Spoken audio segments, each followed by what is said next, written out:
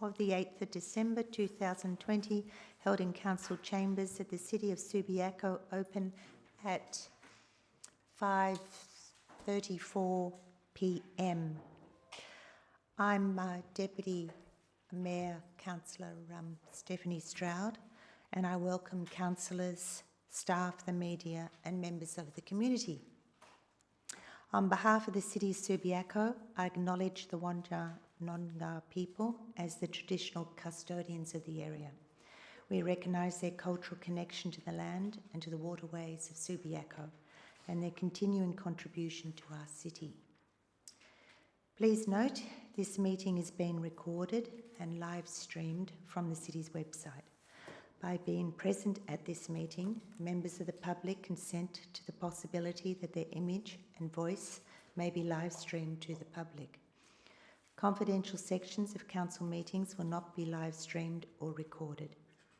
Recordings will be made available following the meeting. Item 2, attendance, apologies and leave of absence. I have apologies tonight from Councillor Jodie Mansfield, Councillor Matt Davis and Mayor Penny Taylor and Councillor Murray Rowe. Are there any other apologies? She's a leave of absence. And I have leave of absence from Councillor Rosemary de Vries.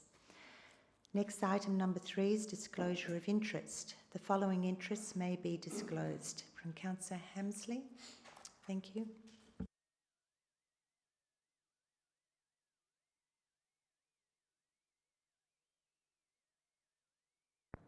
Thank you, Deputy Mayor.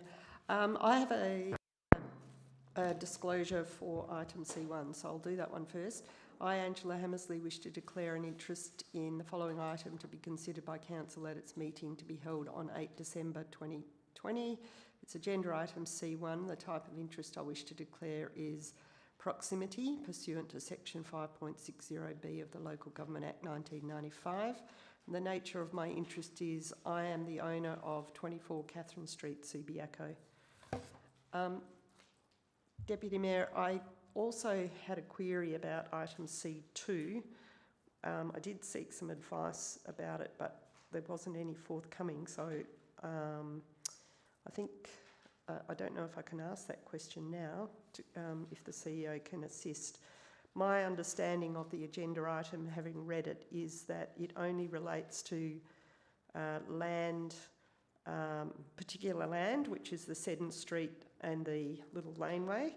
And in that case, if it has no, if it's not part of C1, which is the local development plan, if it's something different, then I don't have any interest, and I wanted that clarified before I decided. Can someone assist? Thank you, Councillor. Yes, C2 is principally dealing with landscaping within the Seddon Street Road Reserve. But you may notice on page 15 there is a shaded area noted 1 to 227 Catherine Street. The discussion may go down that path, in which case it does involve Catherine Street. But if the conversation revolves around Seddon Street, you are correct.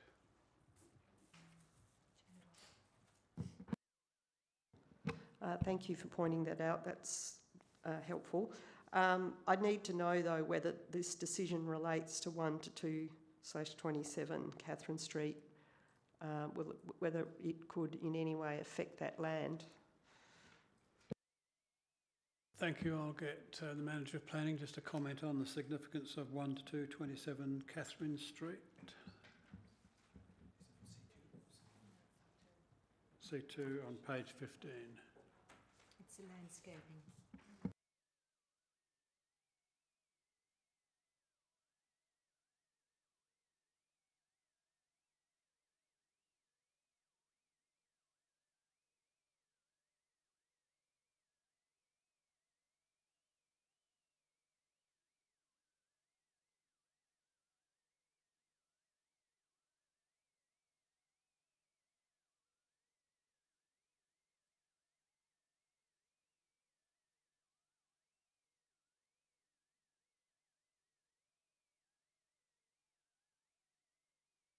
Councillor?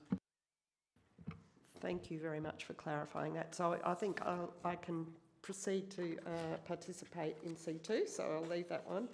But I have one further declaration that I'd like to make, and it's relating to C5, and it is as follows. I, Angela Hammersley, wish to declare an interest in the following item to be considered by Council at its meeting to be held on 8 December 2020. Agenda item C5. The type of interest I wish to declare is impartiality pursuant to Regulation 11 of the Local Government Rules of Conduct, Regulations 2007. The nature of my interest is I know and have provided assistance to one of the applicants, Ms. Julie Matheson. Thank you. Thank you. Are there any other? Thank you, Councillor Nash. Thank you. I, Derek Nash, wish to declare an interest in the following item to be considered by Council at its meeting to be held on the 15th of the 12th, 2020, agenda item C5. The type of interest I wish to declare is pursuant to section 5.65 of the Local Government Act 1995. The nature of my interest is that I was previously on council with one of the applicants, being Miss Julie Matheson of 139 Coglan Road, Subiaco, and that a reasonable observer might interpret her behaviour during that time and up until the present day, and my disdain of that behaviour as possibly leading to an apprehension of bias in my decision-making on this matter. I understand the above information will be recorded in the minutes of the meeting and recorded by the Chief Executive Officer in an appropriate register. Thank you, Councillor Nash. Councillor McMullen, thank you.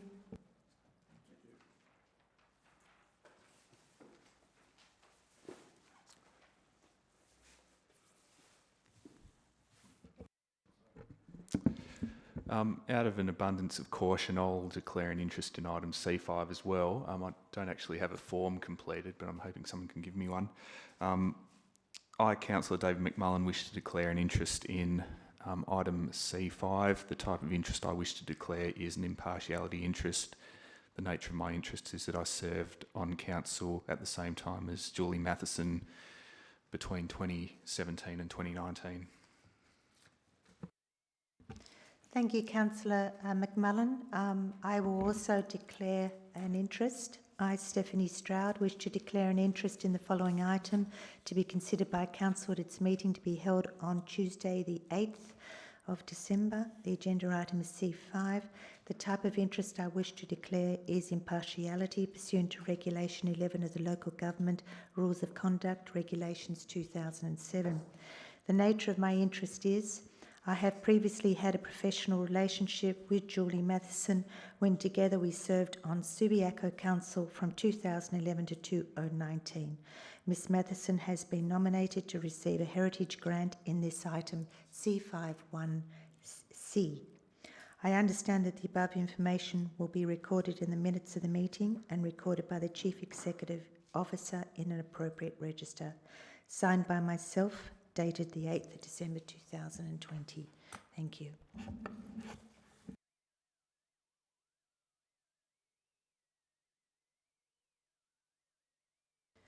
Moving on to item 4, approved deputations. Do we have any deputations? No, we've just done that, haven't we? Now we have a conditions of entry statement to be read by the CEO. Thank you. Thank you, Madam Chair. The conditions of entry and behaviour to this agenda briefing forum are contained in a statement displayed on the door on the entry to the council chamber. Please ensure that you are familiar with these conditions so that the meeting can be conducted at an appropriate standard. Item 5, announcements by the presiding member without discussion. I have none. Item 6, officers' report for discussion. We move to page 2, C1, draft local development plan for the Seddon Street precinct, preparation for public advertising. Do I have any questions on this item? Thank you, Councillor Jennings. Thank you, Councillor Deputy Mayor. Now, one of the things that struck me about this was we had an issue with the 51 Forest Street development recently, where it was asserted by the applicant that it was metres, not stories, that determined what could be developed on the site.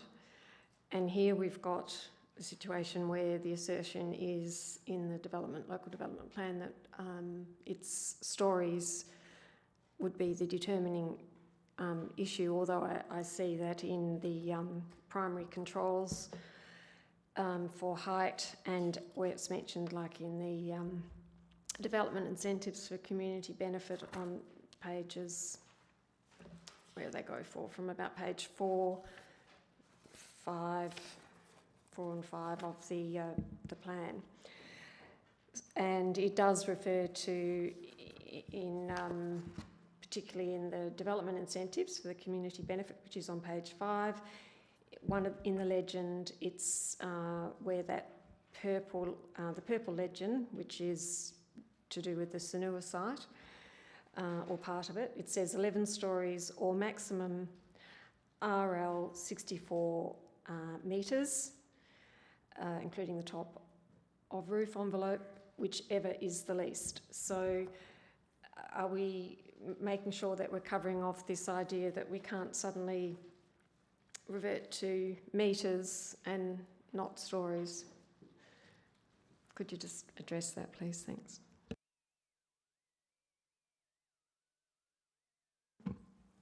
Thank you, and through your presiding member, the draft LDP actually contains both stories and metres as well, to give some consideration for different types of development. So for active uses on the ground, we have a larger floor to ceiling height, and then for residential uses and commercial uses for the stories above, there are some metres, and we've got an absolute relative level of 64 in there to place a cap on that. So in this case, we've covered all our bases, including an absolute cap on the top, and so we've therefore addressed both the stories in metres and the height in stories and the height in metres.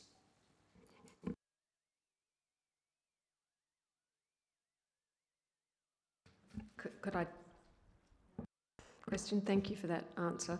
It's good to know that we're covered off and both will apply, and we hopefully won't get that argument that we had with Forest Street under the activity centre plan. So we've got a 64 metre absolute height limit, which could still be varied with the application discretion, I suppose. But that's the maximum that the plan is stating it is allowing. But that's significantly more than like a 11-storey building, even with all the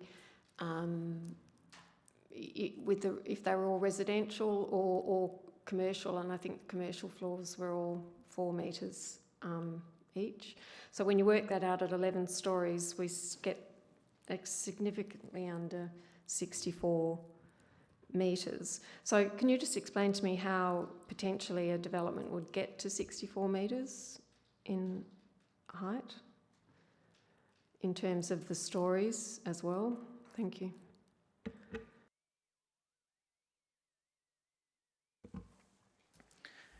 Thank you, and through your presiding member, the RL doesn't necessarily start from a zero base, and it's generally considered with contours. I will take that one on notice just to double check that, but I have a good feeling that it's not necessarily a 64 metre development.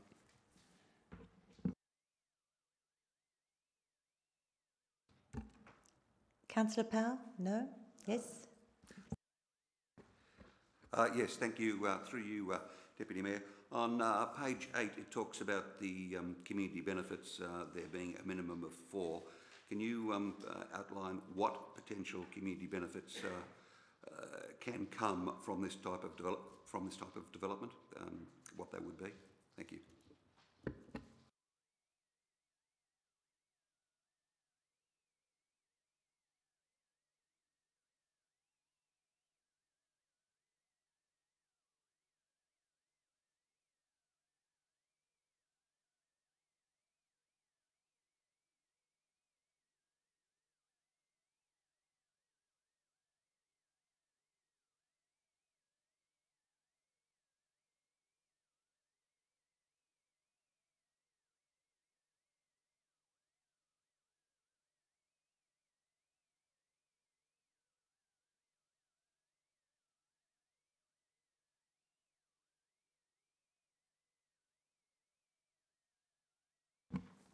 Thank you, and through presiding member, sorry about that. I was just waiting through the document and the computer decided to stop.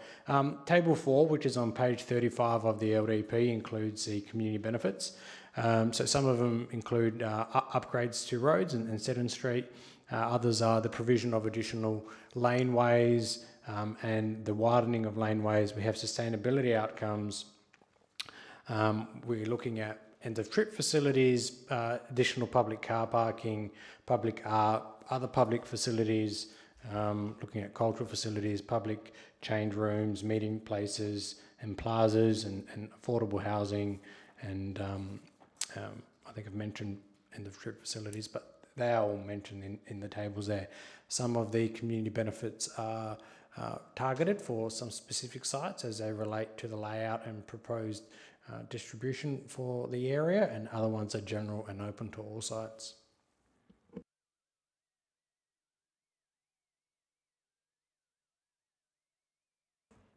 Thank you, presiding member. On page 37 of the numbered page 37, I think it is, of the local development plan concerning deep soil areas, it's providing if the deep soil area, as I interpret it, can't be accommodated on the site at ground level, presumably, then it will have to be accommodated elsewhere in a planting box or something, and it has to be 1.5 times the area that would have been accommodated at ground level. And in the R codes itself, it provides for 2 times in lieu of providing such areas at ground level, presumably. And I just wondered why the LDP is going with a lesser provision than the R codes provides, if I've interpreted that correctly. Thanks.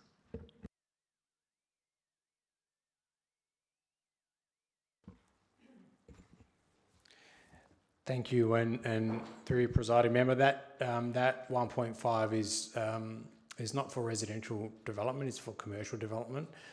So the R codes actually apply to residential development, and we're introducing a control for the commercial development. Sometimes in town centres, you have a mix of land uses and a mix of urban and pedestrian activity. So it can be quite difficult to have substantial amounts of deep soil. So we've just reduced that slightly than what's ordinarily required under the R codes for resi development.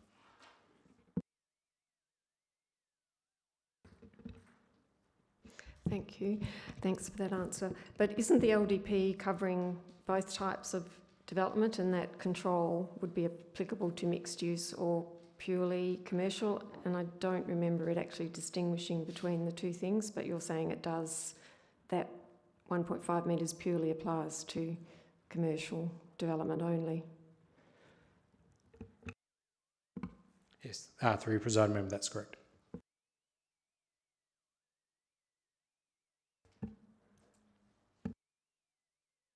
Thanks, Councillor Jennings. Thank you. Through you, Deputy Mayor. There's a reference to the car parking areas being sleeved. Page 39, I think that was on, of the local development plan. I'm not sure if that's the numbered page or the PDF page, sorry. I think it might be the PDF page. Let me see. No, it's not. Must be the numbered page. Yes, and could you just, it is the numbered page, 4.5 car and bicycle parking. Could you just explain what that actually means? Thank you, sleeved. Thank you, and through your presiding member, what that means is that the car parks don't butt up against the public domain and interfaces. So between the actual car park and the public realm and the road, you've got some land uses or commercial activity. So it's an improved amenity for the public domain, not just coming up against car parking. It's just that it's used in conjunction with that other descriptions. I just thought it might have something else, but developers and planners will understand what that means, will they? Okay.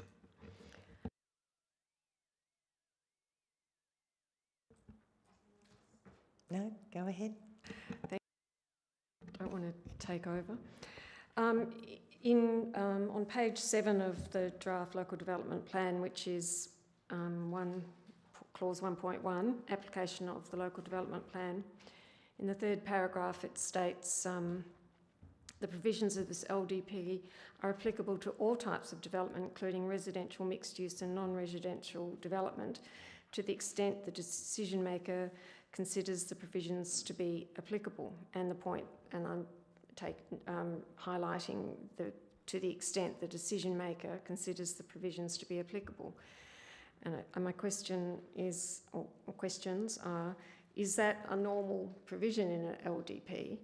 And secondly, it seems to allow the decision maker to just potentially ignore, the provisions of the LDP, which does not seem a very desirable outcome, and particularly when, there will be probably other bodies deciding these applications that will be built under this local development plan other than the council. Thank you. Thank you, and through presiding member, it's quite common in planning to have a list of things that apply, but they won't necessarily apply to every development proposed, and we try to capture things as they are applicable. So it's quite normal that considerations will be based on the merit of a development proposed. So I mean, I take on your point that those additional words might lean to removing the ability to consider things. However, we've still got the regulations and relevant considerations to make an argument, and it'd be very difficult for something that's applicable for an applicant to come in and say, well, actually that doesn't apply to us. So I mean, we will take that on board, and should this come back, we can remove those words. Thank you. Through you, presiding member. Thank you for that answer. And I mean, it's a bit hard to put this as a question. I don't want to debate it. The point I'm trying to make is that it's fair enough if they don't apply, if they're not applicable, but I don't think it should be left to the discretion of the decision maker to decide, they either factually are applicable or are not applicable. But then putting those extra words in, it seems to indicate that a decision maker can decide whether they are applicable, whether or not they actually are. I mean, that could be an interpretation of that provision. Do you see that at all? Thank you, presiding member. Look, I agree that we can take those words out to not confuse the situation, but it's a general, in any event, in most applications, is up to the decision maker to consider all relevant facts and information, and a decision maker can ask for additional information or consider some things as planning normally includes a long list, and you go through that to see how that's applicable to what you've proposed. Again, we agree with taking those words out so as to not confuse the situation.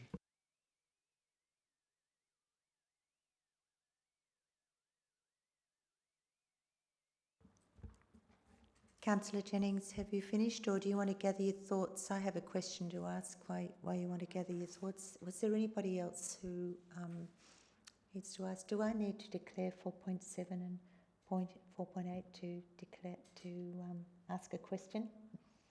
No, go for it. No, okay.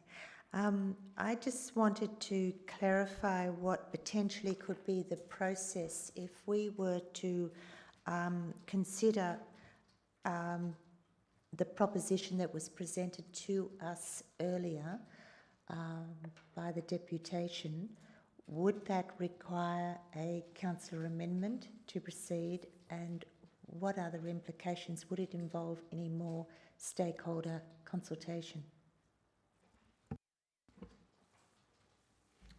Thank you. And through you, presiding member, officer's recommendation is to put this out to public advertising so everyone gets a fair say on that, and then what we can do is collate any submissions received and then make any amendments and actually test those amendments to actually ensure that they are achievable for the LDP.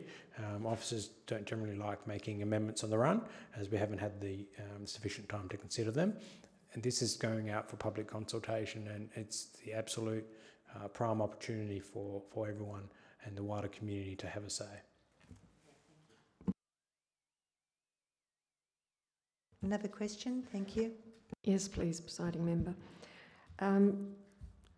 A question, and you'll all know what it relates to. Is it appropriate or a good idea to have a definition of articulation zone, as was raised? Through your presiding member, that was raised with us on a side about a week ago, and yes, that's something that we will clarify. It's not something that we're necessarily looking at as being gross floor area, but that could be building articulation. So yeah, we've already marked that one down to clarify.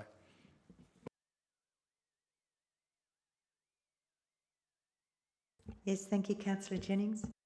Thank you. I haven't reread this section today, so my memory might be not as clear as it should be, but I recall that the process for getting the WAPC approval to some of the acceptable outcomes, in specifically to A and B of the officer recommendation, my understanding was that's going to proceed whilst or during the public consultation period. Can you just indicate if that's correct? And if it is, then I'll ask the next question.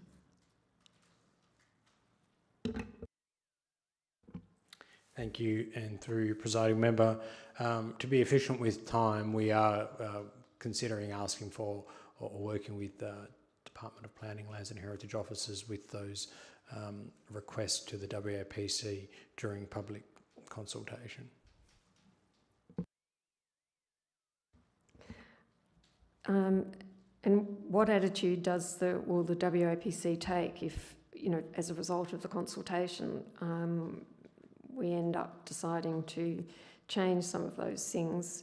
It's sort of signalling a position that in the end might not actually be adopted by council or that the community wants. So I'm just a little bit concerned that, it's indicating something that might not come to be. Anyway, so what would the WAPC normally do in that situation? They'd accede to an amendment that was different from the staff's application to get approval of those two A and B matters. Thank you. Through your presiding member, the intention is to work with the officers and the WAPC in progressing this efficiently. The WAPC, I can't speak on their behalf, but they may issue an approval for those changes. They may not. They may wait to seek the outcomes of the council process and its approval. So it's to get it on the radar and speak with them so we can progress this quickly. Otherwise, it could be a longer process if we wait and then approach them. In the end, if they fall away, then they're not required, and then they're not required.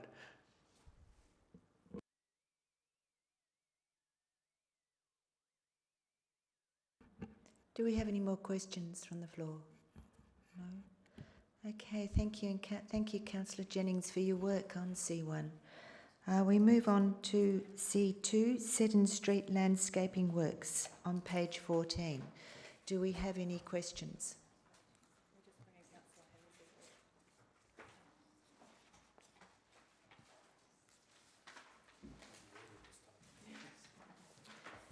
Moving on to C2, Seddon Street Landscaping Works, page 14. Do we have any questions on this? Thank you, Councillor Powell. Thank you, Deputy Mayor, and through you to staff. The upgrade to the Seddon Street area will not be just the section adjoining the Blackburn property development lots. Is on the report on page 17. Does that mean that that section, I think, will only be shared 50-50 for where there is if you like, a common boundary, or will it be for a greater part of the area that's going to be landscaped and done.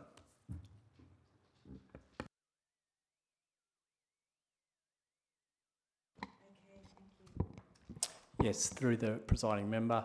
It's the greater part, so the entirety of Seddon Street.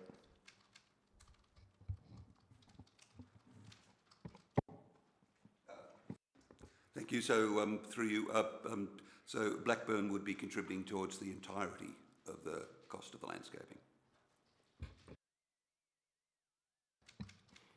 Through the presiding member, yes, that is correct. And the intent of the report and the two-part process, through part one being the heads of agreement and part two being the final deed of agreement, is to resolve that matter, as the condition 34 notes that part adjoining the development lot, but the developer has indicated they're amenable to the whole site of Seddon Street, because that will get the optimum outcome for the precinct. And part one, this heads of agreement, will seek to resolve that final contribution through a concept design and a detailed design, and then a full costing, so council can be aware of the final contributions from both parties.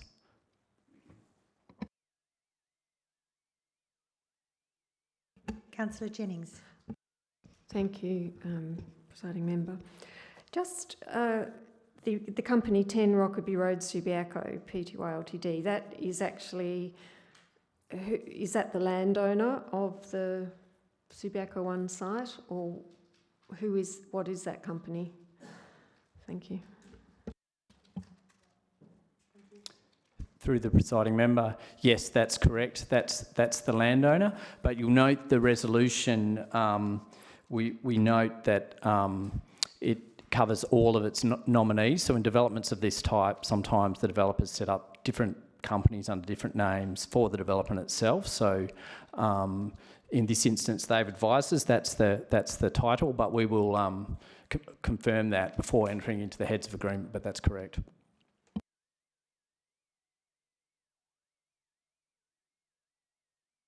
Councillor Hammersley. Thank you.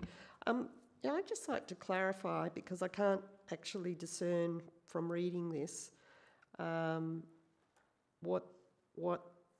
what this actually is in legal terms, because a heads of agreement is usually not a binding contract, but I guess my question is, number one, is there any actually a draft document with respect to what sort of agreement we might be allowing people to sign? And secondly, if there is it a contract, or is it just a sort of non-binding statement of intent? Thank you. Thank you, Councillor Hammersley. Thank you. Yes, through the presiding member, there is a formative draft version of the agreement. It is intended to be binding, and its intent is that to resolve matters that it was considered that were not well formed yet, in the context that we don't have a design for the landscaping works and we don't have a costing. So this part one heads of agreement would allow for council to consider that. We would undertake that work and have that full design and costing prior to entering into the final deed of agreement, which is a requirement under the condition.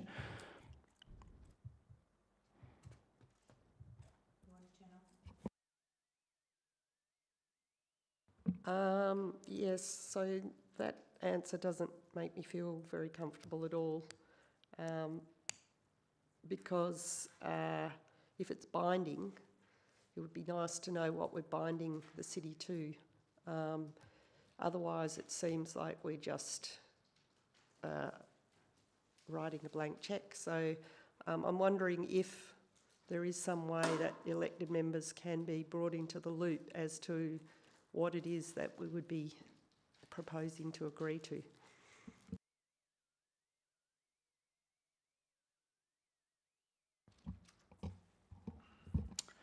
through the presiding member. I think the intent of having the CEO execute or sign off on the heads of agreement was because the council will be involved through the award of the final tender for the concept itself. So they would be able to accept that tender or not accept that tender. They would also then be engaged as part of the process in terms of developing the concept itself and then moving on to the detailed design itself, and then endorsing that detailed design. With the final stage being then forming the deed of agreement, which is a requirement to clear the condition, and council would be required to authorise the CEO to execute that deed of agreement. We would imagine that would come as a confidential item to council in full, but the heads of agreement is considered a lighter first step to commence the process so we can resolve those preliminary matters that are currently unknown.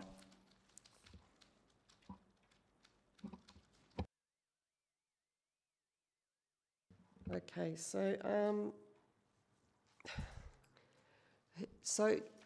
we're going to agree that we're going to agree to something, and then that will be in stone, and whatever costs flow from that will flow. So that leads to my next question, which is who's in control of the design and the who's in control of the design are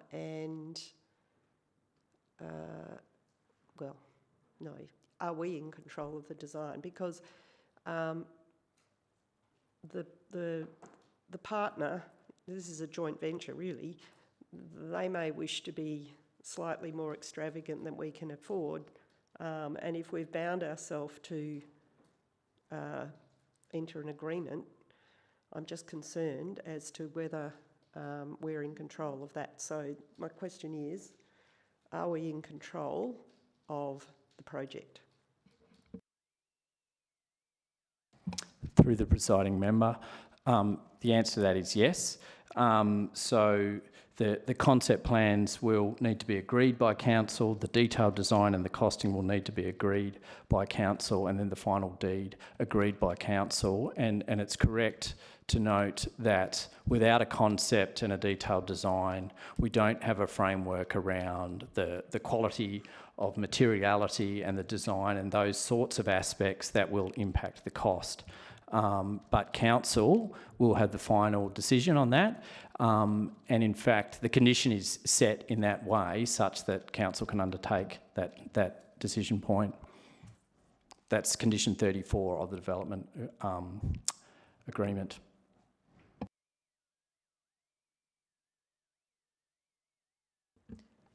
Do we have any other questions? Councillor Jennings, thank you. Thank you, and through you, presiding member. It's probably just splitting hairs about words, but on page 20 of the report, in the indicative timeline, August 2021, it says ordinary council meeting, endorsement of detailed design and costing. Surely it's consideration of detailed design and costing.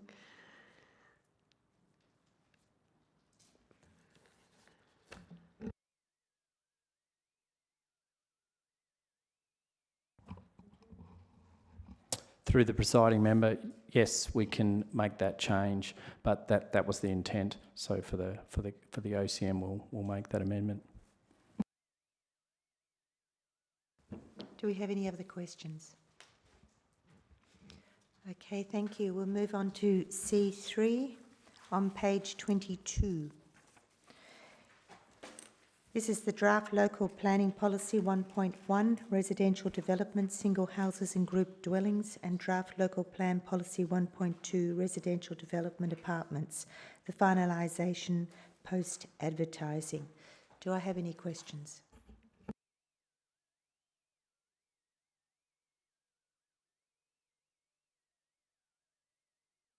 Councillor Hammersley. Thanks. Yeah, I was just working through the attachments. It's a pretty big item, so. But this is on page, well, on the PDF page 116 of the attachments, which is, I think it's page 26 of the, anyway, it's probably easier to use the PDF page, it's 116. It's this little transition map, area maps.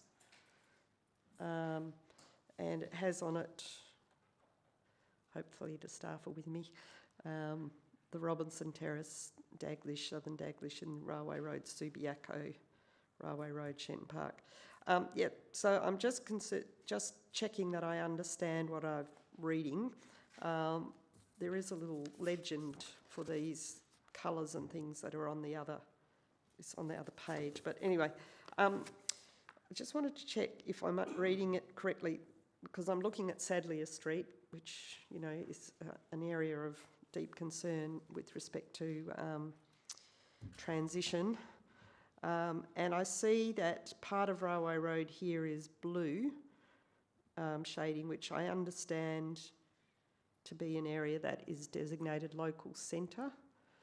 And I just wanted to check, is that why it's in blue and it's not actually part of, it doesn't have the black dots around it because it's not actually protected by this local planning policy, and we'd have to look elsewhere to understand what happens with those lots of land. Is that right? Through you, presiding member, short answer, yes. The local centre zoning is covered by different provisions in our local planning scheme. So these policies only cover residential zone land.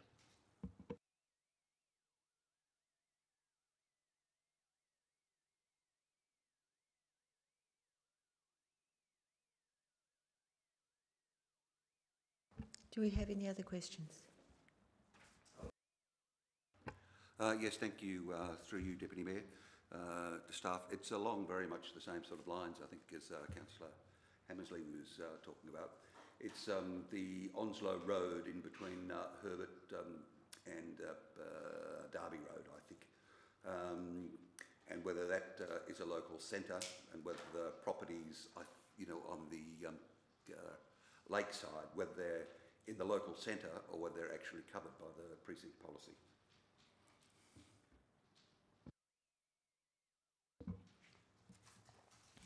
Thank you, and through you, presiding member.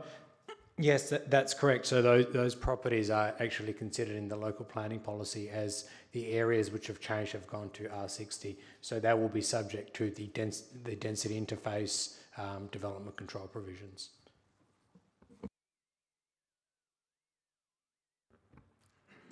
Thank you.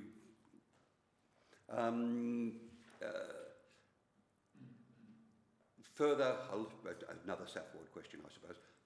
At the top of Onslow Road, at the Railway Parade end, there's quite a batch of properties that are zoned R100 and set for redevelopment.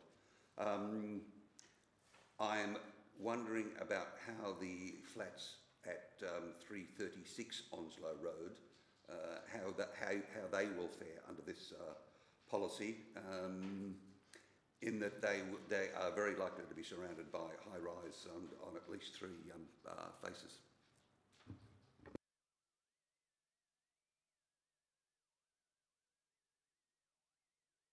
Sorry, I should say two faces.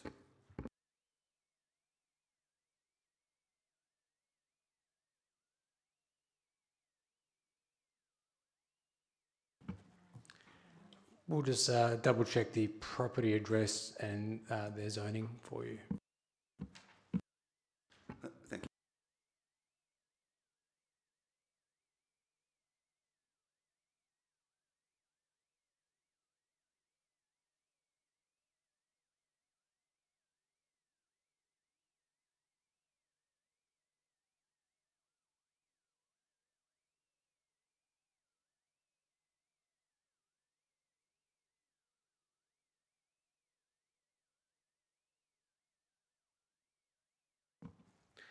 Thank you. And through presiding member, if that's 336 Onslow Road, they're actually zoned with a high density of R100. So the interface provisions actually don't apply to them because they have the higher zoning, and they are currently developed as apartments. So just to clarify, they will receive the same protections as any other, although they are apartments there. I think they're two-storey apartments. They will receive the same protections as other residential areas in the policy. Through your presiding member, they won't get the same development controls as single houses or low density dwellings as they are R100 and apartments. They will be subject to the normal building and controls through the R codes. They don't have the additional ones because they are actually upcoded to a high density.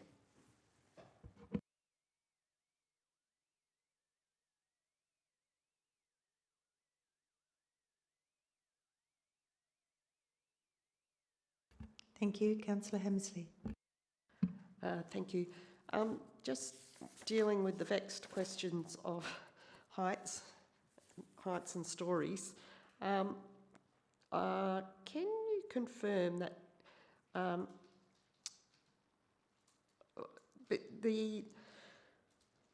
we've talked about this before, and as I've understood it, the heights in the R codes are going to be the indicative heights in R codes, and I'm here talking about 1.2, which is the apartments policy, sorry,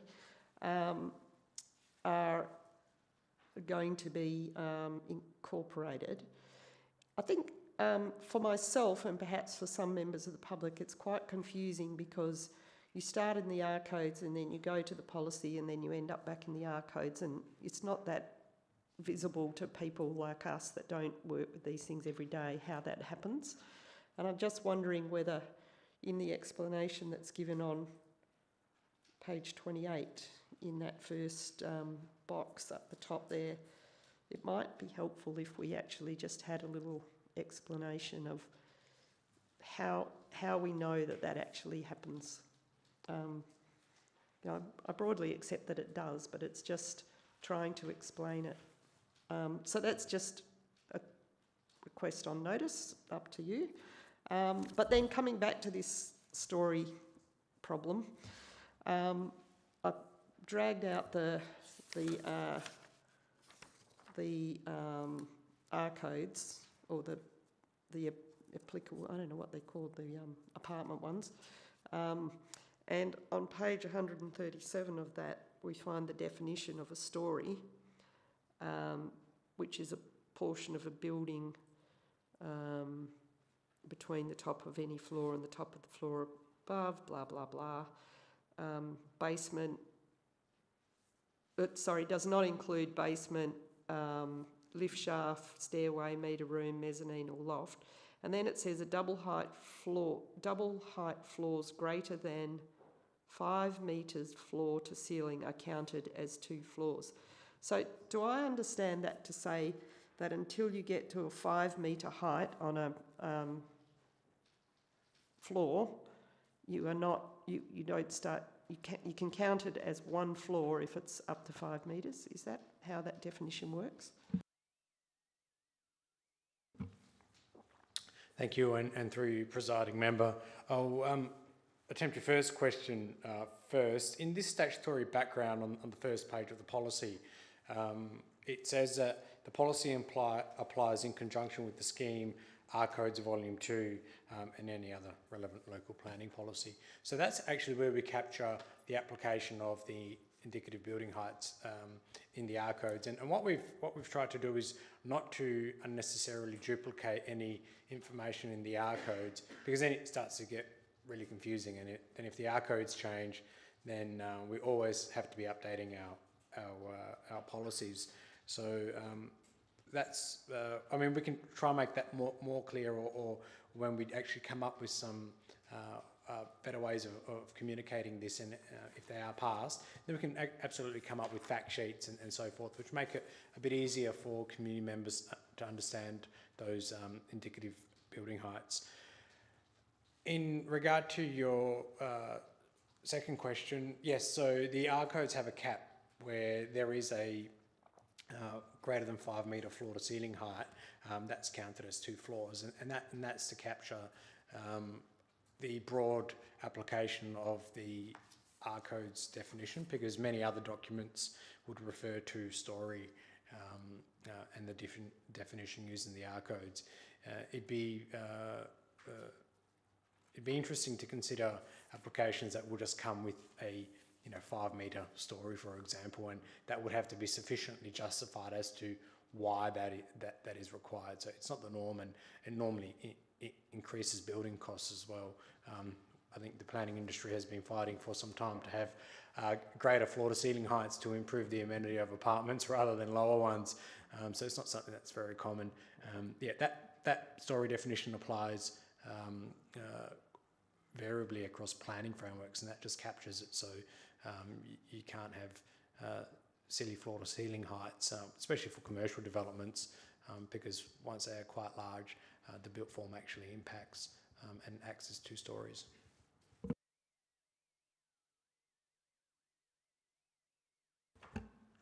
Thank you. Just to follow on from that, I've never heard it said, so we never talk in terms of 1.5 stories.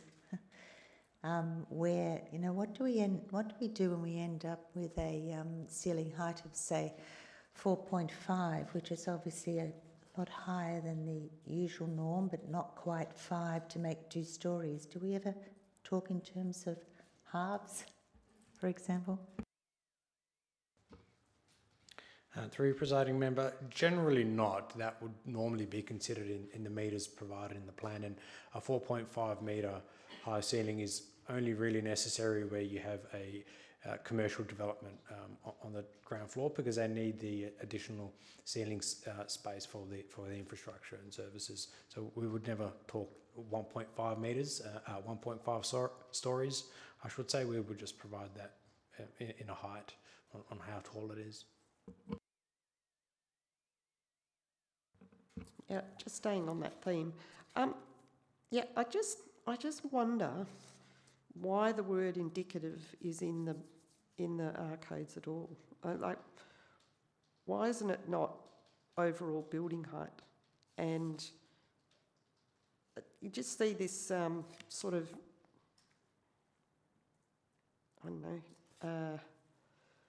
lack of sort of certainty, which has been raised by some of the people who've commented. And can you give an explanation of what that word means and why it's there? Thank you.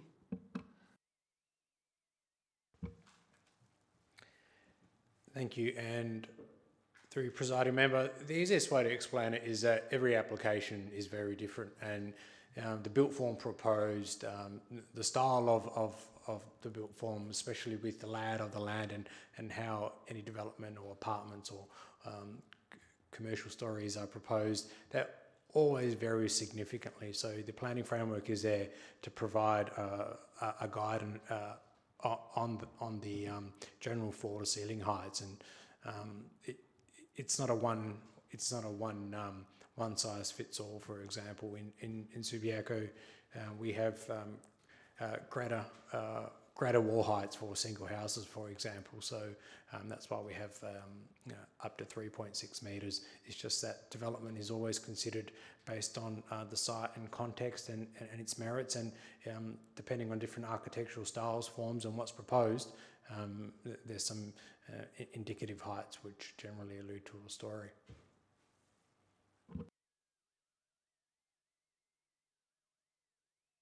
Have you finished, Councillor Hemsley? Yes.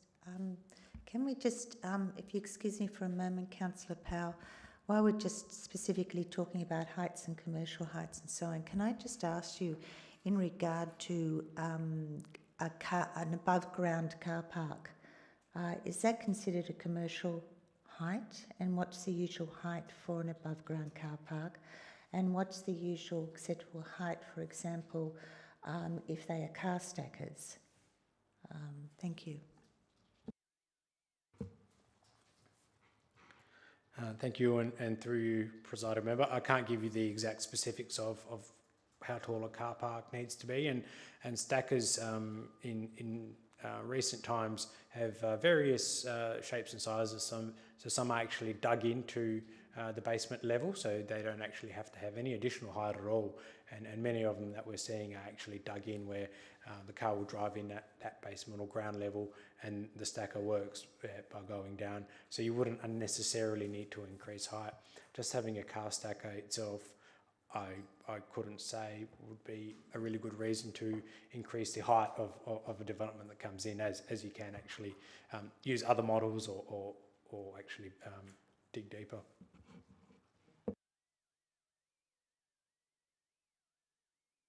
Thank you, Councillor Powell. Yes, thank you, Mayor, Deputy Mayor, and through you to the planning staff. One of the contentious areas has been the discretion to grant bonus stories. There have been a number of prominent city planners who've been, have been arguing, in fact, that it is possible to control bonus heights in local precinct areas or local policy areas. Can you address that? Because there's also been an argument that really you cannot overrule what's in the R codes, so that you can't, so you actually can't stop there being bonus stories. Can you try and clarify where we are with that, please? Thank you, and through you, presiding member. So what the local planning policies have done to protect the lower density areas is introduce some additional controls, and most of them deal with setbacks and building height interfaces. So what that does is that shaves off the development potential for something that would ordinarily be developed at an R80 or R100 code, because we have different areas where you actually can't develop. So in any event, discretion exists, and what we've sought to do in this policy is provide some guidance on the exercise of discretion if there was to be an application for an additional story. So it's not necessarily a bonus, and what it's doing is saying that that development potential loss, because the height needed to be set back and the development had to be set back from the lower density dwelling.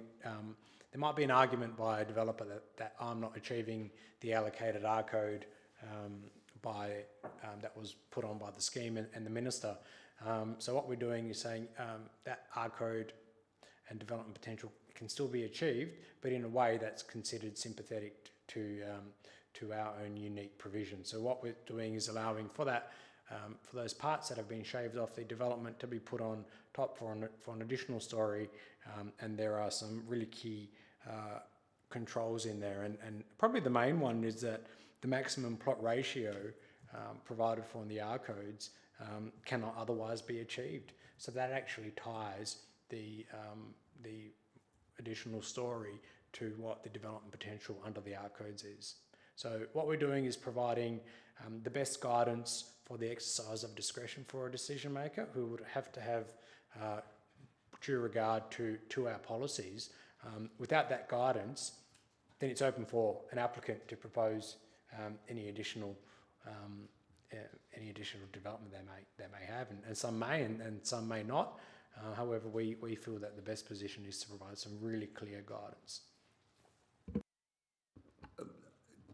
But if I may, but is it possible to put a cap in those areas of, say, 4 stories? I think, under the practice notes, right about page 40, I think it says something about you can determine the height, or you can exclude the height as being, as it's sort of pronounced under the R codes. Is that a feasible way, or is that a possibility? Not necessarily whether it's the best way, but whether it's possible to restrict the height.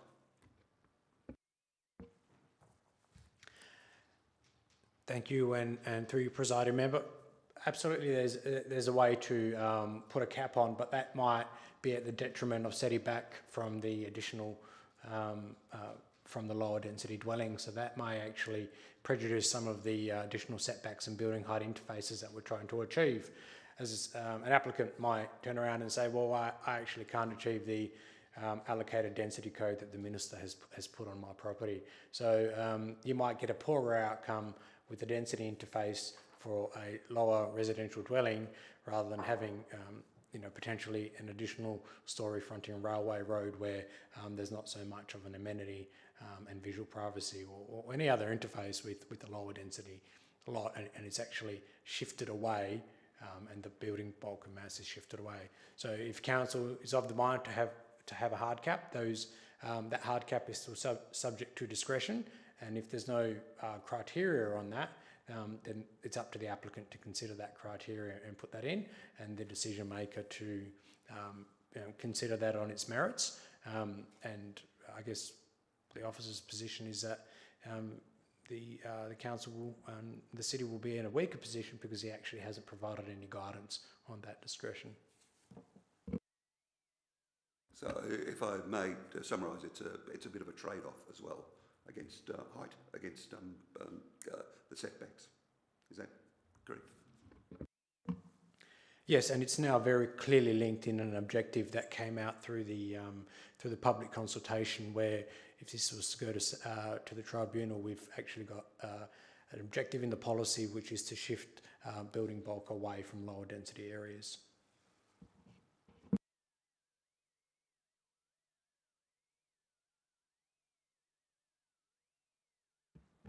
Do we have any more questions? I have a question then, thank you. I'm sorry, had you finished, Councillor Powell? No, you go first. Okay.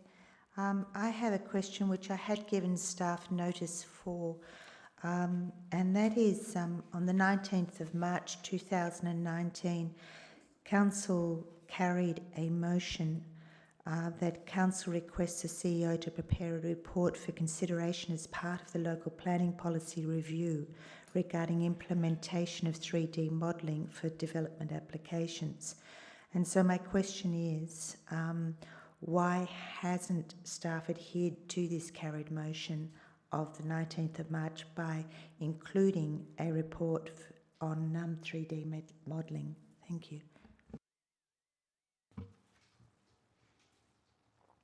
Thank you, and through you, presiding member, in the local planning policy review, that talks about all the local planning policies that the city is currently reviewing. So I believe in an EMIB in July, elected members were provided with a progress update on all the policies that we were looking at. You wouldn't ordinarily put this into a policy which applies with the R codes. You'd have to put it in an administrative policy. So we're still working in that regard. It doesn't really fit closely with this one, and considering actually how we do 3D modelling, and I've had some updated considerations with mapping, the city of Subiaco, and there's a couple of software solutions that we're looking at. It's something that will come, and I believe we provided an update. Considering something for mid next year.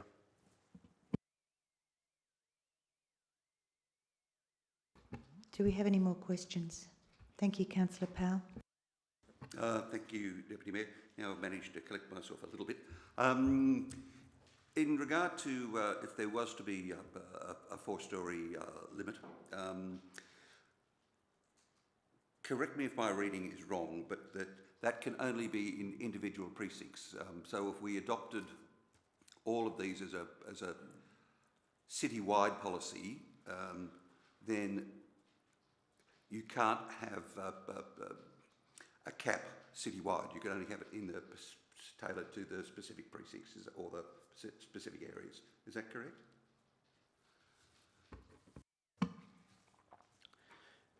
Through you, presiding member, council can absolutely introduce a cap citywide of 4 stories, 2 stories, 1 story, whatever it might be. However, what we've done in these policies is taken a very nuanced approach to understand how the development would be able to be set out in each individual context, and that's looking at all the transition areas and density interface areas which have been considered. So we've done it with great planning rigor and consideration with the community working group. If council was of mind to have a blanket approach, then that absolutely can be considered. Whether it's stand up or have a good planning background and rigor behind it, I'm not sure about that. Yeah, and perhaps it wouldn't do too well with the Planning Commission either. On page 28, sorry, can you hear me? Yes. On page 28, it was transition areas again, and this seems to be the other. This is the other thing that's trying to be juggled: the interface with the height. The draft LP 1.2 avoids constraining the development by imposing further restrictions on new developments, which is inconsistent with the allocated density of that land. But why couldn't as some submitters have put, why couldn't there just be a one-storey difference between the height of one in a transition zone and the next block, the next home, if you like. Sorry, I'm not putting this very well, but there's been an argument of, I think at the moment the recommendation is 2 stories. Why is it 2 stories, not 1?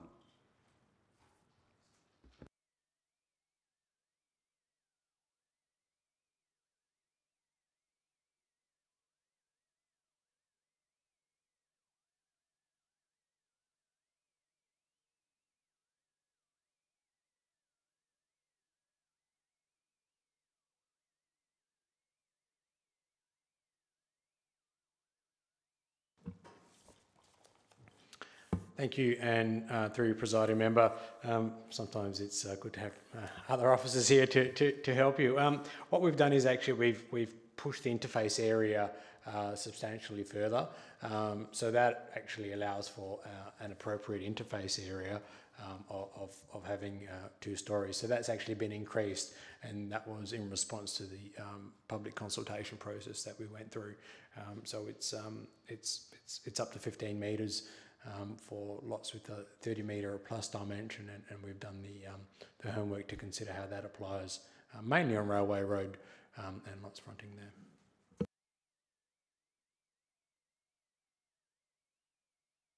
Thank you, Councillor Hammersley. Thank you. Would you be able to describe what are the absolute rights that come with a say R100. So as I've been understanding this and the things that have been said tonight, there are some absolute rights that the property owner has in terms of the intensity of their development. Can you describe what they are?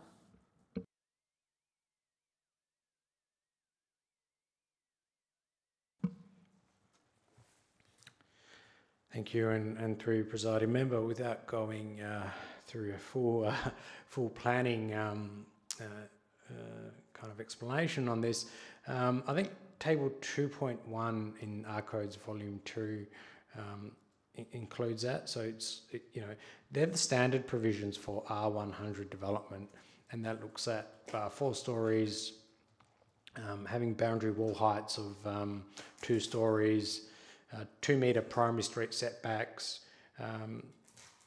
3 metre side setbacks and 6 metre rear setbacks, and plot ratio of 1.3, and there are some other ones in there. So they're the general ones that apply, and they would be based on the development of 100 dwellings per hectare, which is what the R100 stands for.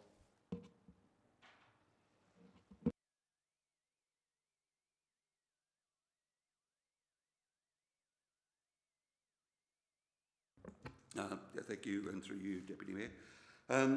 This is just a point of clarification about right-of-way or the rear laneways in regard to setbacks. Are they included in the setback, or yes, how are they regarded when you're judging the setbacks?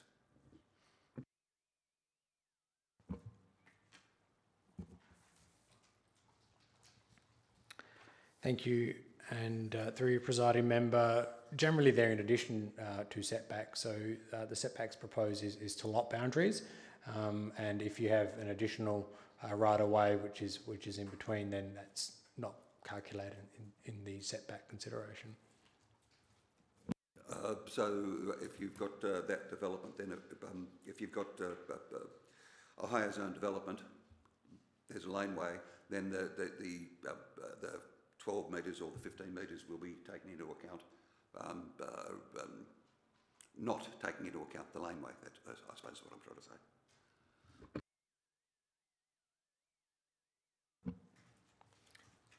Thank you. And through your presiding member, no, you won't take into account the right of way or laneway.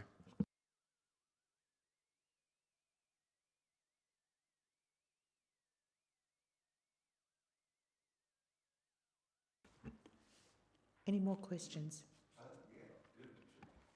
Thank you, Councillor Powell.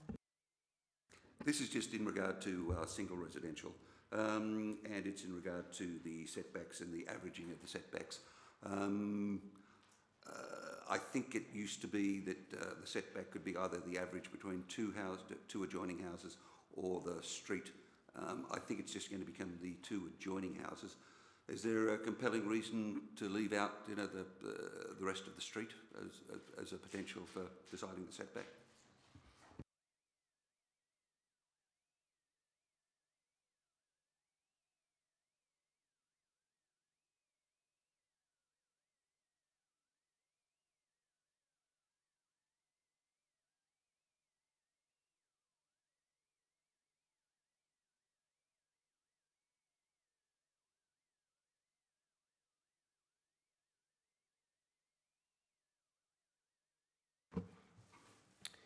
Thank you. And through your presiding member, in some applications we had outlying properties in a street with an average setback which could generally unduly influence what that street setback either to be lesser or greater. So by pegging it to the two adjoining properties, it's a more relevant and a localised consideration. So yes, that's correct.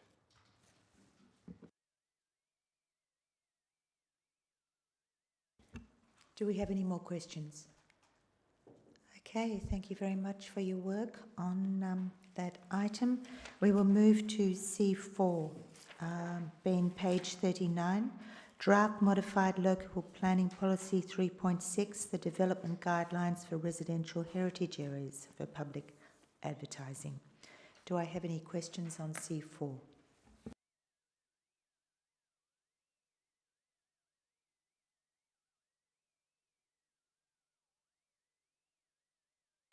Okay, thank you, councillors. We'll therefore move on to C5, Heritage Grant Applications. Do I have any questions for Heritage Grant Applications on page 42?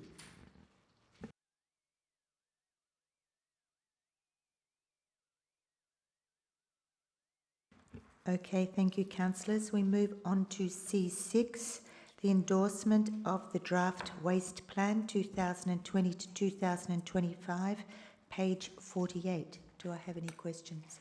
Thank you, Councillor Jennings. Thank you, and through you, Deputy Mayor. In the executive summary, the the fifth dot point, it talks about the city having been requested to add an action within the draft waste plan relating to the diversion of residual waste from landfill to waste to energy. Is that is the city, although it's termed in terms of being requested, must the city comply with including that action in the waste plan? Can we be compelled to do that? Not that I'm objecting to it necessarily, but I just want to understand. Thank you. Thank you. Thank you, and through you, the presiding member. We are compelled to.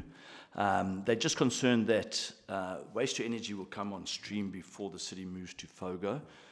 So they want to make sure that we have a provision in there that once we do move to FOGO, that residual waste goes to the right stream and we're not sending inappropriate stuff to waste to energy.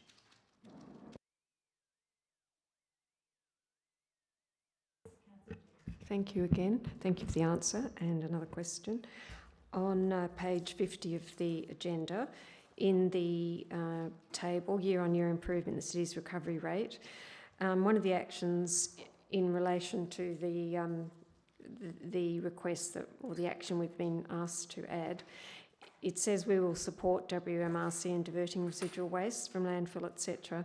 So there's some sub-actions there that might explain where it is expected, but can you just explain practically what that support may be and if there's a particular cost anticipated for that? Thank you. Thank you, through the presiding member. A couple of indications. All of our waste goes to WMRC, so they process it on the city's behalf. So that's just supporting, with part of that action is to support them to ensure that only the allowable residual waste goes to waste to energy, and the organics part goes into the FOGO part of that. And point one is just the city was involved in the tender process of who we select for that waste to energy, and that's still in the process of undergoing that decision.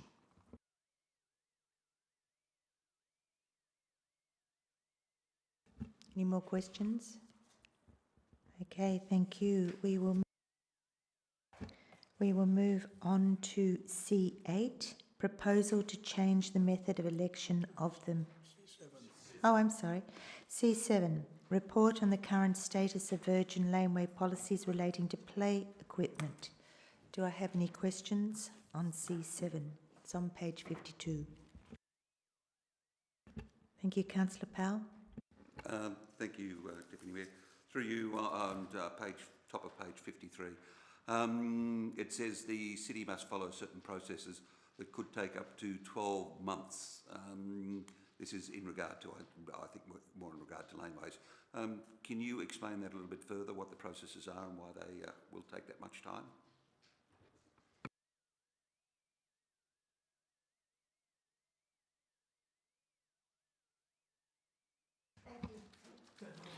Thank you. Thank you, through you, the presiding member. The Local Government Act stipulates specific requirements that have to be undertaken when you review a local law.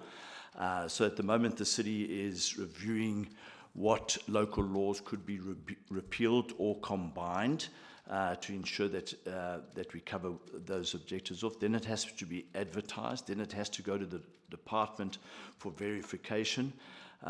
So it goes through a number of departments with red tape and stuff like that. So yes, it can take up to 12 months, as long as there's no issues and they approve the local law, which is obviously first approved by council. Any more questions on this item? Thank you, Councillor Jennings. Thank you, presiding member. In regards to the installation of structures or ladders, swings on the street trees, so once this occurs, is it intended that there would be any sort of notification given by the people who are the community member who's installing that structure, just to give notice of that to the city? Would that be intended? Thank you. Thank you, through you, the presiding member. No, that a permit or permission would not be required. They'd have to follow the guidelines that would be stipulated. The city doesn't have the resources to check those type of things being installed.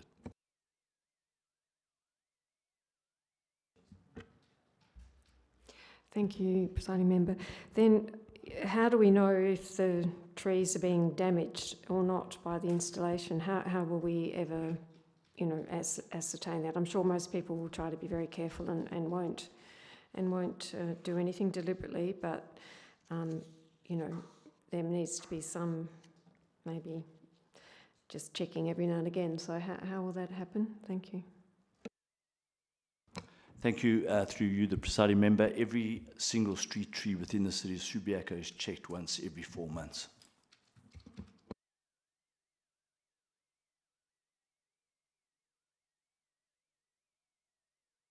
Any more questions?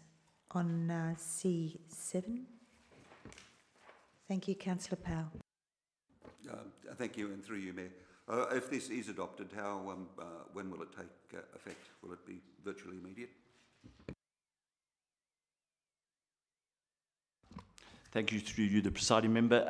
All that requires a change is the management guidelines, which are on the city's website at the moment. So those guidelines would be changed. Don't anticipate that this should take longer than being implemented at the beginning of January. And obviously, depending on Council's decision, we will release a media article stipulating what is going to be achieved.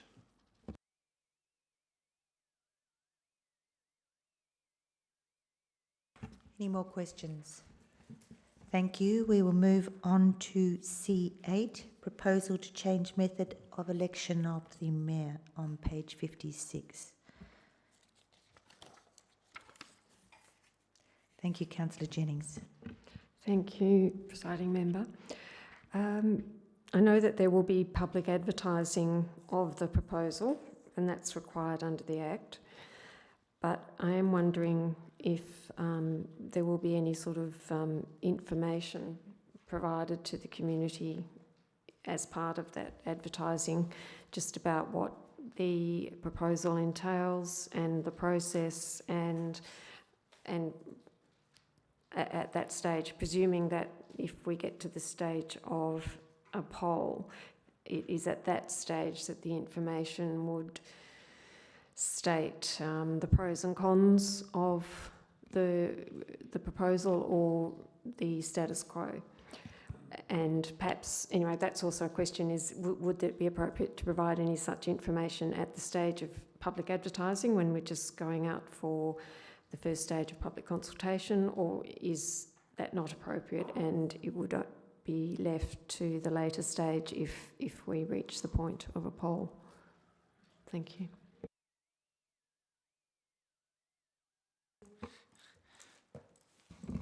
Through you, presiding member.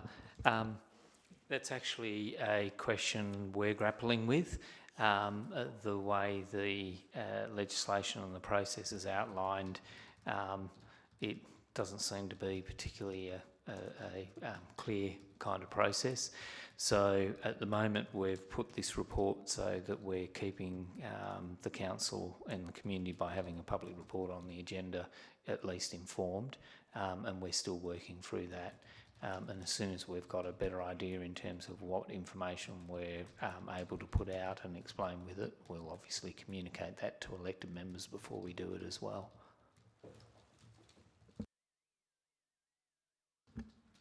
Thank you. So there's potentially 3 steps in this. So the idea is that we're receiving this information.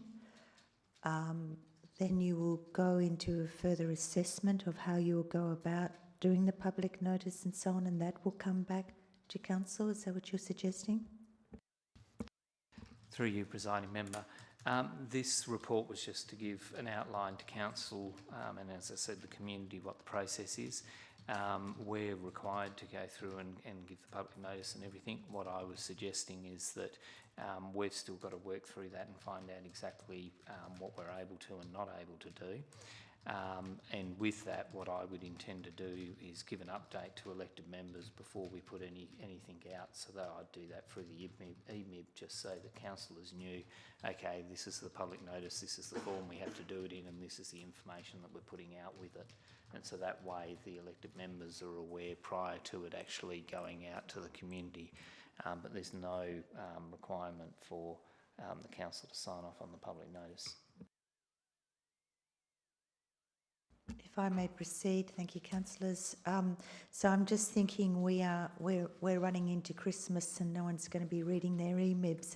Are you thinking you're going to get this sort of information in the next week or 2, or do you think we're going to run into January before we really have an understanding of the way we're proceeding with the public notice and so on?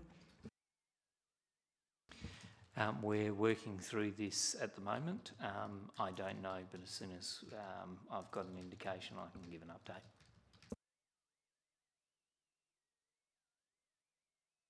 Thank you, Councillor Hammersley. Thank you.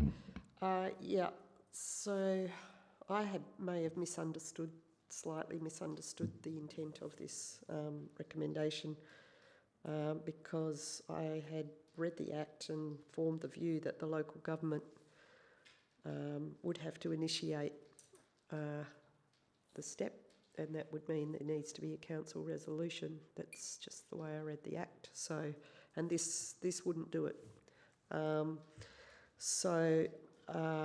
I appreciate there's some time pressures, and unfortunately there's another pressure, which is the wards and councillors. And so perhaps between now and next week we need to work out when this needs to get going, because we seriously don't want to have another failure on boards and councillors caused by this thing. So I don't know how, I'm trying to formulate a question. So my question is, do the staff agree that we need to give you a delegation? And if so, can that be formulated, or would you be looking to an elected member to come to you and ask for an amendment or an alternate? Through you, presiding member. I'm not sure. The trigger for the council is once we've done the initial consultation, when that comes back, the council then makes a decision of whether it's going to conduct a poll or not. That's the decision point under the legislation in terms of councils.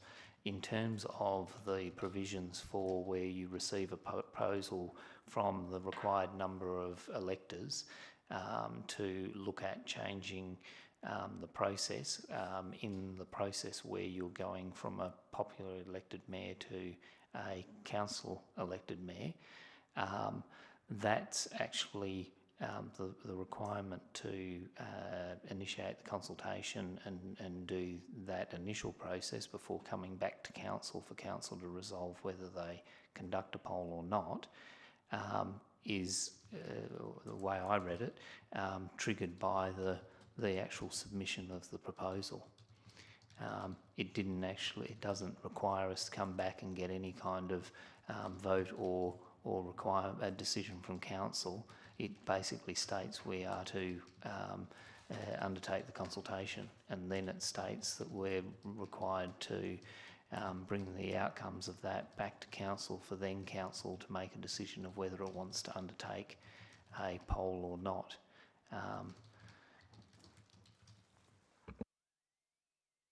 Yeah, just so you understand my thinking, the words used in the Act are local government has to do it. So the local government does have a statutory obligation which we clearly would not wish to not follow. However, our own processes require us to follow our normal internal matters. There's no policy and there's no delegation. So I just think that legally it is a step that the council ought to cause the local government to take. But that's just my view. So I'll leave that one with you. But I did have another related question. Can you tell me when was the last time, if ever, that the city of Subiaco was asked to consider the question of the nature of how a mayor is arrived at?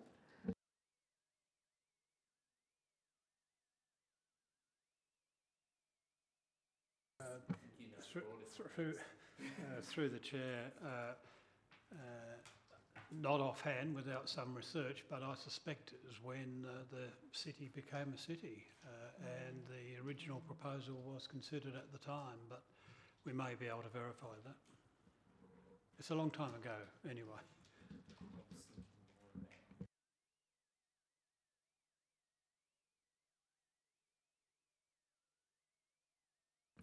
I wouldn't spend too much time on it. The only reason I asked is there is a statutory provision that means that doesn't. We're not required to do it if somebody did it within the last, I think it was 4 or 5 years. So as long as we're satisfied that that hasn't happened, and probably sitting councillors who've been here for that long would remember it. So that was really, apart from that, I don't want you to spend too much time on the history, but that was that.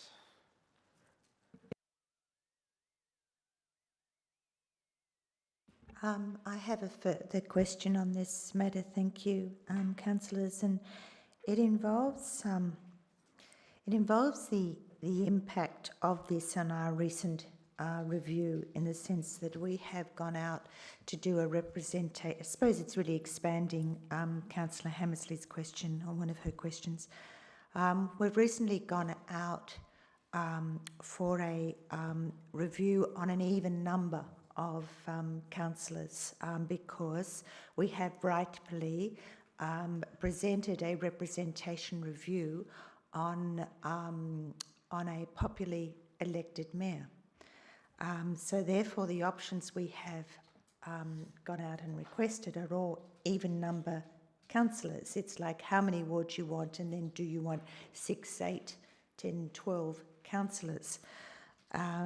Whereas if this were to proceed and be successful as a council-appointed mayor, we would actually have had to incorporate in our review the prospect of no wards and 7 or 9 or 11 or 15 councillors, or 3 wards and 9 or 15 councillors. So, you know, that's a big difference, and we could really be at odds with going forward on this and respecting the feedback from our ward and representation review. So I'm just wondering, with staff and the way they're trying to process through this, is that sort of consideration going to be taken into account? And should we actually, as part of our public notice, be informing people in their consideration of this that it may well have an impact on the recent representation review? Thank you.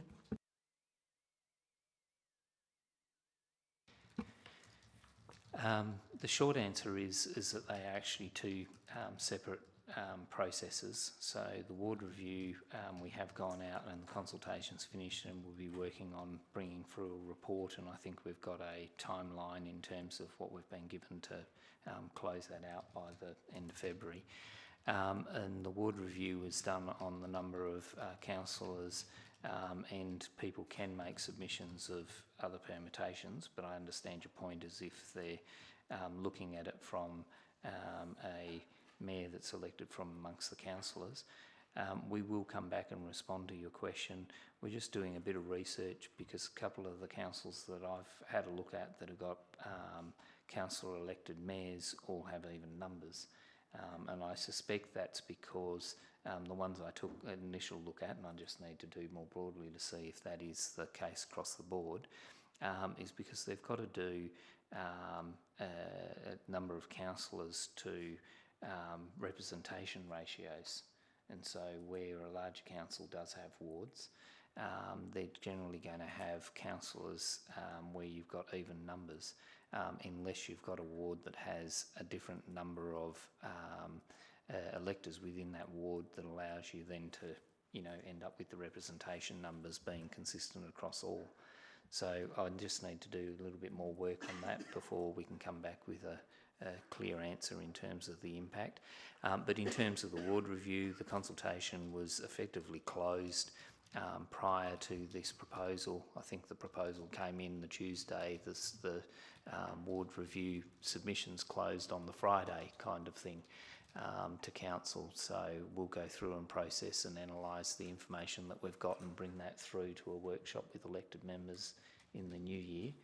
And we'll definitely have more information to be able to give a clearer indication by then.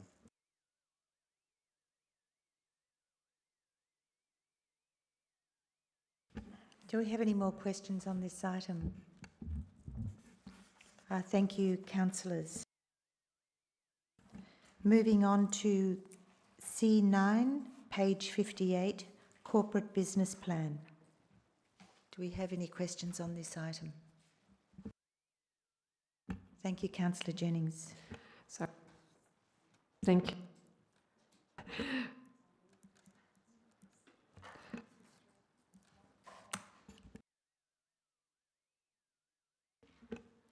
Thank you, Presiding Member. I'm just finding my place for the question in the corporate business plan, so please excuse me while I just get to that point. The document.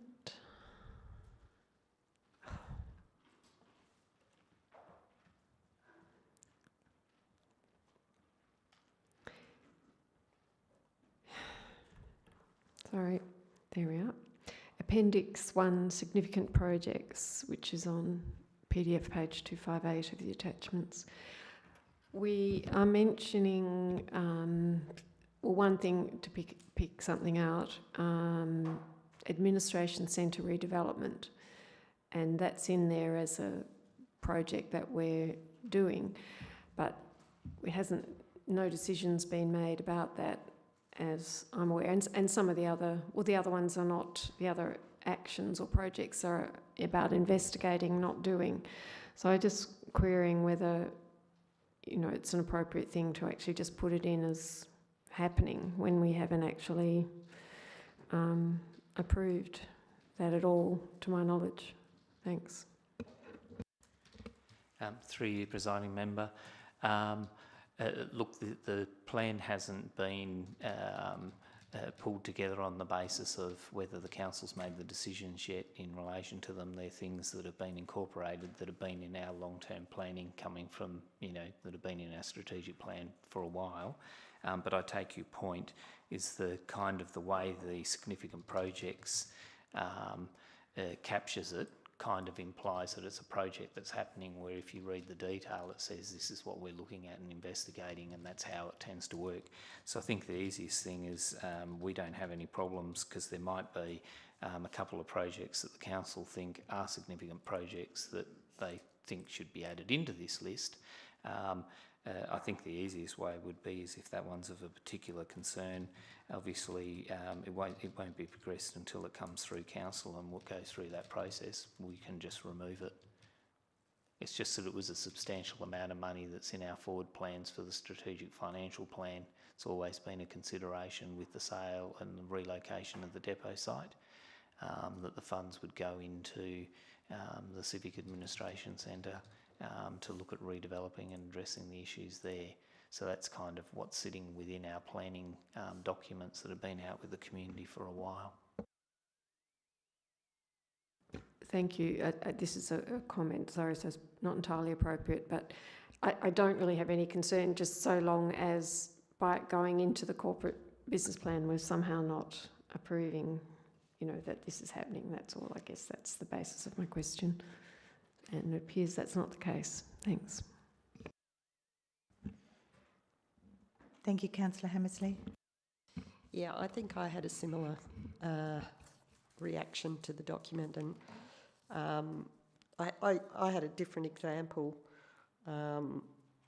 but I think, having read it and read the report, could you just confirm that this document, it's not binding or permissive, it's aspirational, and it perhaps records the sorts of things that the administration have got going on their desks, even though they might not be funded or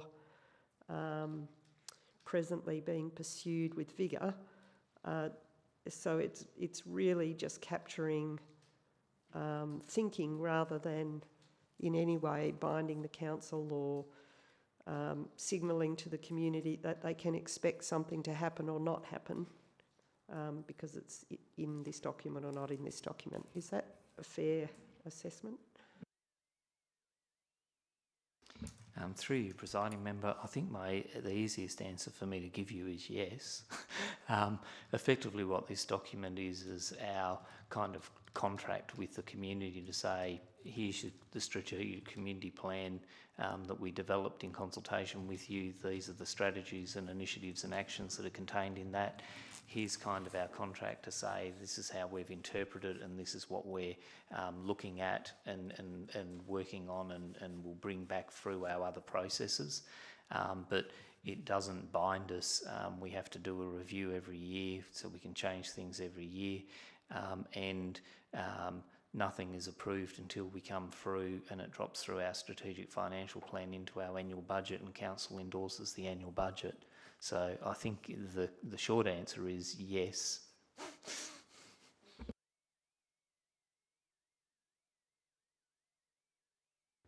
Yes, thank you, and through you, Deputy Mayor.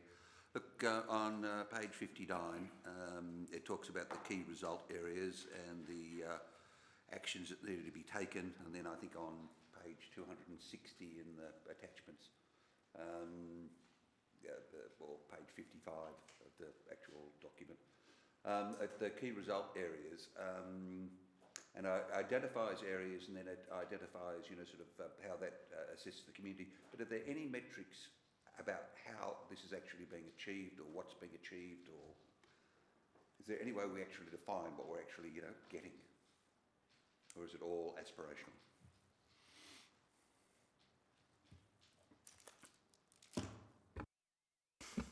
Thank you. Through you, presiding member.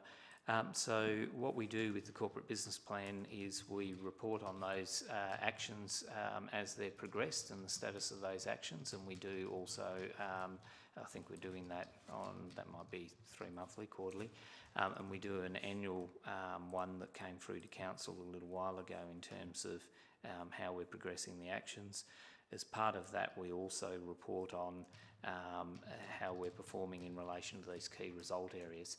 So these key result areas are actually for each strategy that's contained within the document, an indication of how we're assessing to see if we're actually heading in the right direction. And so they are the indicators that we then measure and assess and report on. I suppose, look, I was looking at, the actual focus areas one, our sense of community strategy, ensure the community's identity and local history is reflected, promoted and celebrated. But what metrics are there to judge whether you're actually achieving this or at all? That's what I'm asking, I suppose. So through you, presiding member. So if you take 1.2.1, in relation to that, what we're saying is improve community perception, which is our performance in relation to facilitation of services for people within our community. And so what we do is a community scorecard.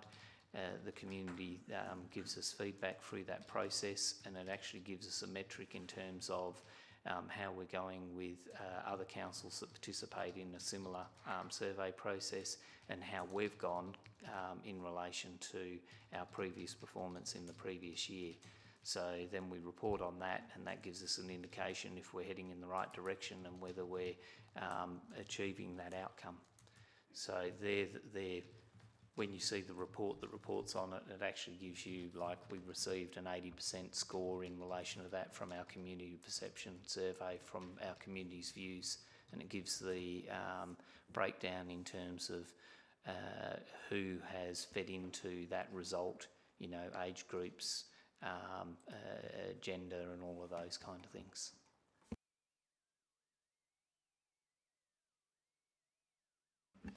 Any more questions on C9? Thank you. Moving on to C10, financial statements and reports for the month ending the 31st of August 2020 on page 61. Are there any questions for this item? No. Okay, thank you. We won't be closing to the public tonight. We actually haven't got the items to consider. So we will be, I will now be closing the meeting. Item 8, I declare the City Subiaco Council Agenda Briefing Forum on the 8th of December 2020 closed at 7:18 p.m. Thank you very much, councillors, for your work and for your answers, staff. Thank you. See you at the